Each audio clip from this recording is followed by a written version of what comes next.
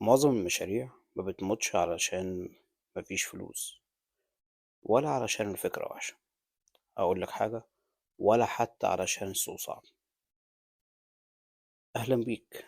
النهاردة هنتكلم على حاجة معظم المشاريع بتموت بسببها: الأخطاء اللي بتقتل أي مشروع في بدايته أو حتى مع مرور الوقت. معظم المشاريع بتموت علشان أخطاء صاحب المشروع نفسه مش واخد باله منها ولا حتى فاهم إنه بيعملها. والأخطر إن الأخطاء دي بتتشاف إنها طبيعية في البداية أو حتى مع مرور الوقت. النهاردة مش هقولك اشتغل على نفسك ولا حتى ما تستسلمش. النهاردة هكلمك عن 3 أنواع أخطاء حقيقية موثقة وقعت فيها شركات وأفراد وخسرتهم فلوس وسنين كتير. الأخطاء دي تبقى حوالين أخطاء التفكير، أخطاء التنفيذ، وأخطاء التسويق. ولو أنت في أول سنة من مشروعك، الحلقة دي ممكن توفر عليك شهور كتير ممكن تضيع منك. يلا بينا. هنتكلم عن أول مجموعة، هي أخطاء التفكير، ودي أخطر مرحلة.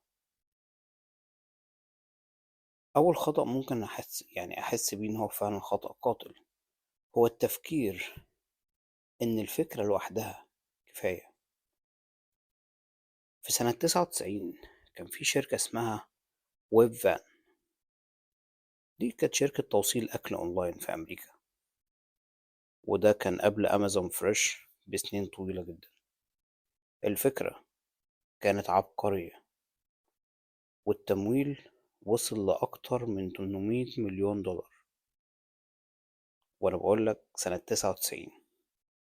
الشركة دي أفلست بعدها بسنتين، 2001. طب ليه أفلست؟ الفكرة واو، فكرة توصيل طلبات أونلاين أو توصيل الطعام أونلاين، أو إن أنا بطلب أونلاين والأكل بيوصل لي زي الأبليكيشن اللي إحنا بنشوفها في السوق. هتلاقي منها تطبيقات كتيرة جدا على تليفونك. طب ليه هم أفلسوا؟ لأنهم افترضوا إن لو الفكرة جامدة الناس هتيجي لوحدها، لكن في الواقع الناس في الوقت ده ما كانتش مستعدة. في سنة 99 إنك تيجي تقول لحد هنطلب أكل أونلاين كان الموضوع شوية غريب. الفكرة كانت صح، بس التوقيت كان غلط، والفهم كمان كان غلط. الدرس لازم نفكر فيه دايما إن الفكرة مش لازم تكون عبقرية، لكن لازم تكون مطلوبة في الوقت اللي انت بتعرضها فيه. خطأ تاني الناس بتقع فيه: التفكير انك لازم تكون كامل قبل ما تبدأ. دايما بتسمع عن فكرة ورط نفسك، ابدأ وخلاص ومع الوقت هتحسن من نفسك. ده اللي انا بتكلم فيه دلوقتي. ده خطأ نفسي مشهور، انك دايما بتفكر ان انا لازم اكون بيرفكت ولازم اكون كامل قبل ما ابدأ المشروع بتاعي. اصحاب مشاريع كتير بيفضلوا دايما ان هما يظبطوا اللوجو، يظبط الويب سايت بتاعه، يعمل براند قوي، اللي هو يظبط الشكل بتاعه قبل حتى ما يبيعوا اول حاجة. خليني اديك مثال شركة اسمها اير بي ان بي. اول موقع ليهم، دي شركة بتشتغل في العقارات والريل استيت والشقق، حاجة ليها علاقة بالريل استيت بشكل عام. اول موقع ليهم كان سنة 2008. كان شكله بدائي جدا، ومصورين الشقق بكاميرا موبايل. بس بدأوا. الدرس اللي هنستفاد منه هنا في المشكلة دي إن التحسين أو التطوير دايما بيجي بعد الاحتكاك بالسوق، مش قبله. تالت مشكلة في الجروب الأول ده، إن دايما الناس بتخلط بين الشغف والطلب. اتكلمنا قبل كده إن أنت لازم تفكر في فكرة وأنت عندك شغف بيها، بس ممكن ما تكونش مطلوبة. ناس كتير بتبدأ مشاريعها علشان بتحب المجال ده، لكن هل السوق محتاج ده؟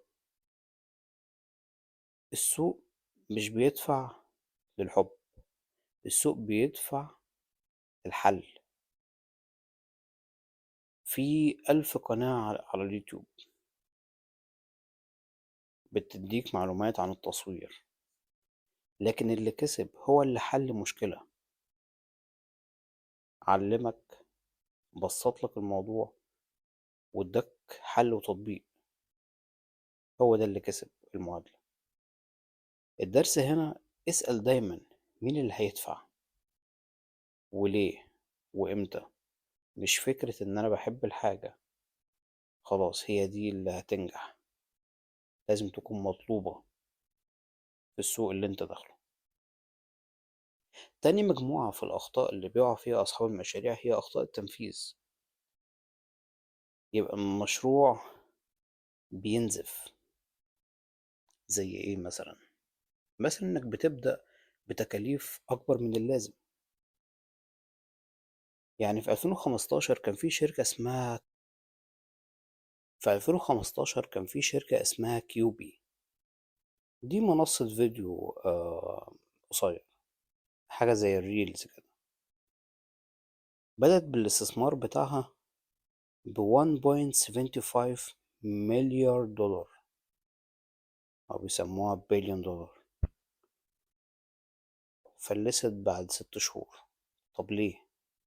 صرفوا على الإنتاج قبل حتى ما يتأكدوا إن الناس محتاجة المنتج ده. مشاريع صغيرة بتعمل نفس الغلط على نطاق أصغر.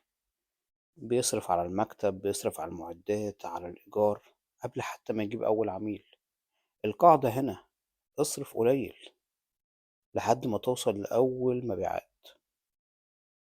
الخطأ التاني ده في الجروب اللي احنا بنتكلم فيه: عدم اختبار الفكرة قبل ما توسع. يعني أمازون نفسها بدأت ببيع الكتب، وكانت بس الكتب من جراج سنة 1994. ودي قصة مشهورة. دي كانت بداية أمازون، ما عملتش كل حاجة مرة واحدة. مشاريع كتير تبدأ بكل الخدمات فتتشتت. فأنت لازم تختبر بفكرة واحدة، وتركز في فكرة واحدة، وسوق واحد، وقناة واحدة. هديك مثال أكتر وأقرب لينا. في حلقة من حلقات شاركس، كان الشارك محمد فاروق ادى نصيحة لأحد رواد الأعمال اللي كانوا بيقدموا الفكرة بتاعتهم، واللي كان عنده ايتمز كتيرة جدا بيصنعها. قال له: انت كده هتقع، ركز على منتج واحد. انا هستثمر معاك، هستثمر في شغلك، بس هنركز على منتج واحد وبعدين نتوسع. الخطأ اللي بعد كده في الجروب التاني ده، وانا مش هخبي عليكم حاجة زي كده، انا واحد من الناس اللي بقع في الاخطاء دي وبحاول اصلحها: انك بتشتغل من غير ما تعرف ارقامك. مش عارف بتكسب ولا بتخسر، العميل بيكلفك كام، بترجع فلوسك امتى، الاستثمار بتاعك بيرجع امتى. وده سبب رئيسي لأي مشروع إنه ممكن يفشل. حتى أبسط مشروع لازم تعرف ايه الدخل بتاعه وايه التكلفة بتاعته وايه أرباحه. من غير ده احنا بنغامر. اعرف أرقامك. الجروب التالت في الأخطاء اللي ممكن يقع فيها أصحاب المشاريع: أخطاء التسويق. والحلقة اللي فاتت اتكلمنا بشكل عميق عن ازاي تسوق لمشروعك عشان توصل لأول مبيعاتك أو حتى تضاعفها. ارجع للفيديو اللي فات، هتلاقي فيه كل الخطوات اللي ممكن تفيدك في مرحلة التسويق. هنا بقى جاي بقولك إن في أخطاء ممكن تقع فيها. اللي هي أخطاء التسويق زي إيه؟ يعني مثلا البيع قبل ما تبني الثقة. أغلب المشاريع الصغيرة أول بوست ليها، أول حاجة بتعملها اشتري، هنعمل لك عرض، خصم. انت لسه ما عندكش جمهور عشان تبني له عرض ولا خصم. يعني شركة زي شركة نايك أول حاجة عملتها كانت بتبني جمهور من سنين قبل حتى ما تبيع منتج واحد. شركة زي شركة ريد بول اشتغلت على عاطفة الناس، بنت قاعدة جماهيرية قبل حتى ما تبيع مبيعاتها، قبل حتى ما تبيع المنتج بتاعها. التسويق مش إعلان، التسويق علاقة، وده اللي اشتغلت عليه شركة زي نايك وزي ريد بول. الخطأ التاني إن أنت دايما تتكلم عن نفسك بدل ما تتكلم عن العميل.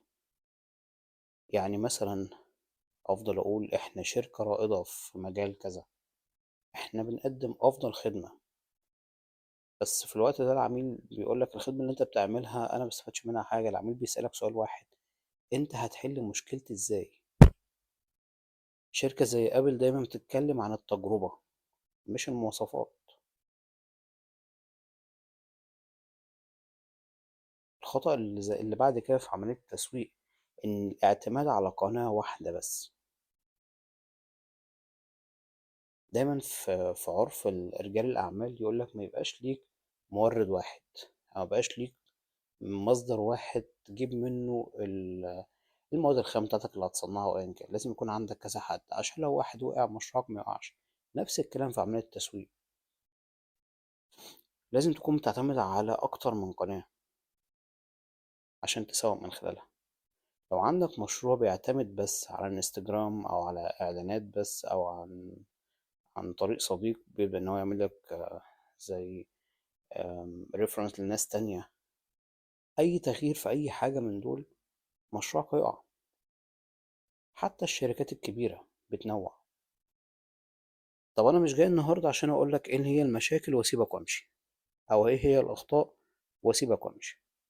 لازم أقولك إيه هي الخطوات اللي لازم تطبقها من بكرة أو من دلوقتي، في الوقت اللي أنت بتسمعني فيه، لو أنت صاحب مشروع أو فكرت تبدأ في مشروع، علشان تبعد عن المشاكل اللي ممكن تحصل لك من الأخطاء دي لو وقعت فيها. لو عندك مشروع أو ناوي تبدأ، لازم أول حاجة تختبر الفكرة قبل ما تصرف فيها.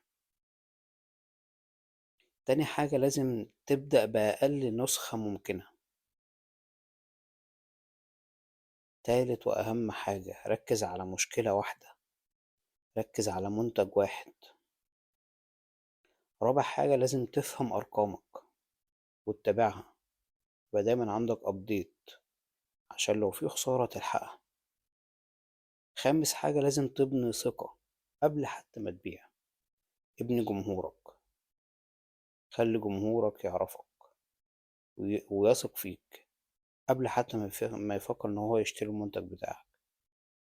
اخر حاجة، عاوز توسع شغلك، ده طبعا حقك، بس وسع شغلك وانت واقف على ارض صلبة. مشروعك مش هيفشل فجأة. مشروعك لو تعرض للاخطاء دي بايديك هيموت على فترات بسبب الغلط ورا الغلط اللي انت بتعمله وانت مفكر ان ده حاجة عادية. لو الحلقة دي وفرت عليك غلطة واحدة فانت كسبت. خلينا نشارك مع بعض، واكتب لي في الكومنتات ايه اللي وصل لك من الحلقة دي، وايه الغلط اللي انت بتعمله في مشروعك او اللي كنت ناوي تعمله في مشروعك والحلقة دي قدرت انها تغيره. وسيب لايك لو حابب السلسلة تكمل بنفس العمق والتفاصيل دي. خلينا نتقابل الحلقة الجاية في موضوع مهم ومهم جدا: ازاي تقدر تدير وقتك ومجهودك وانت صاحب مشروع. شكرا لكم.